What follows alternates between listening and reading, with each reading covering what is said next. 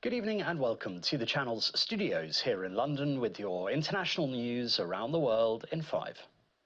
The Israeli military has struck Tehran's notorious Evin prison and damaged parts of the facility, which holds many political detainees. CCTV footage showed an explosion at one of the prison's gates. Israel's defense minister said it was hitting regime targets and agencies of government repression across Tehran, including Evin.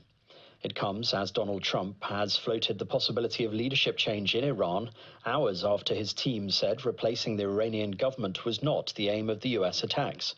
Iran's military has vowed a decisive response after Mr. Trump said US strikes caused monumental damage to Iranian nuclear sites. This is a plan that took months and weeks of positioning and preparation so that we could be ready when the President of the United States called.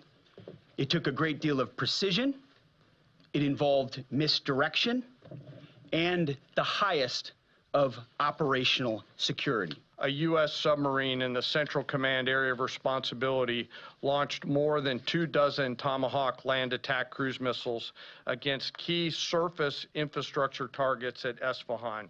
All 3 Iranian nuclear infrastructure targets were struck between 6:40 p.m. and 7:05 p.m. Eastern Time. Again, that's about 2:10 in the morning local time in Iran, with the Tomahawk missiles being the last to strike at Esfahan to ensure we retain the element of surprise throughout the operation. Meanwhile, the US Secretary of State Marco Rubio has called on China to prevent Iran from closing the Strait of Hormuz, one of the world's most important shipping routes. His comments came after Iran's state-run Press TV reported that Parliament had approved a plan to close the strait, but added that the final decision lies with the Supreme National Security Council. Any disruption to the supply of oil would have profound consequences for the world economy. At least 7 people have been killed and several injured in an overnight Russian missile and drone attack in the Kyiv region. Authorities said hospitals and sporting infrastructure had been hit. At least 6 of those who died were in a high-rise building in the capital, according to Kyiv's mayor Vitaly Klitschko, adding that 22 others were injured in the city. From inside the church showed a heavily damaged altar, pews covered in broken glass and blood spattered across the walls.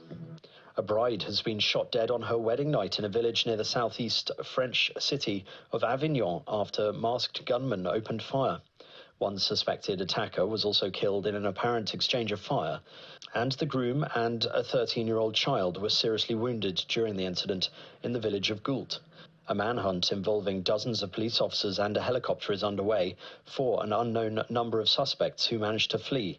French media reports that the violence may be linked to drug-related score settling. The fashion legend Giorgio Armani will miss 2 shows at Milan Fashion Week for the first time in his career.